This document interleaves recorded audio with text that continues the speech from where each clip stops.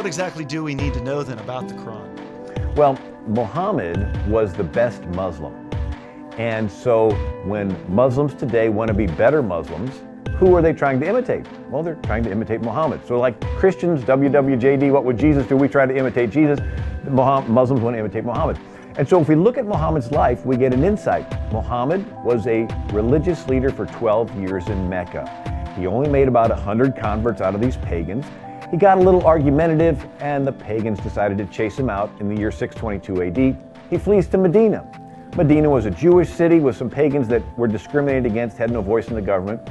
The Jews reject Muhammad, and so he goes into the pagan neighborhoods and more or less becomes a community organizer. He gets about 1,000 followers, goes back to the Jews, and he presents himself as a candidate of change. He said, look, I'm an outsider, I'm not from this city, I'm a newcomer to the politics here, I can be objective and fair. So they make a covenant with Muhammad and he becomes a political leader in Medina. So now he's a religious leader and a political leader. Now back in Mecca, that city that chased him out, his followers begin to cause a little disruption and they get chased out too, and they claim that they're victims of harassment, and they show up in Medina destitute. So Muhammad permits them to rob the caravans headed to Mecca in retaliation for the Meccans harassing them and taking their houses. And so Muhammad had 300 warriors. They'd hide along the caravan routes, and he had a whole chapter of the Quran revealed to him on how to distribute booty from robbing caravans, Surah 8, chapter 8.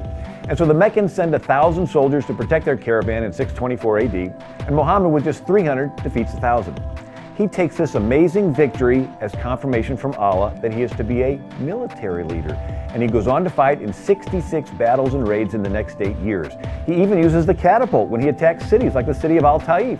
And when he was told the catapult was killing innocent women and children, his response was, they are among them.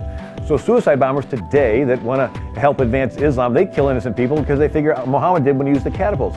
And so when we understand he's a religious leader, a political leader, and a military leader, those that follow him shows that Islam is not just a religion, it's a political system and a military system. And so why should we be surprised when we see some of his followers want to imitate his life a little closer? And so Islam is one word with 3 meanings. I use a little allegory to help explain it. The word light, L-I-G-H-T, right? What does it mean? Well, it's a source of illumination, like a lamp. So it's a noun, a thing. Light is also an adjective. It's the opposite of the word heavy, right? It's descriptive.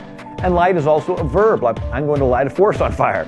So it's one word, but it's a noun, an adjective, and a verb. Well, Islam is one word, and some of the fundamental ones want us to treat him like a noun, yet they want to act like a verb.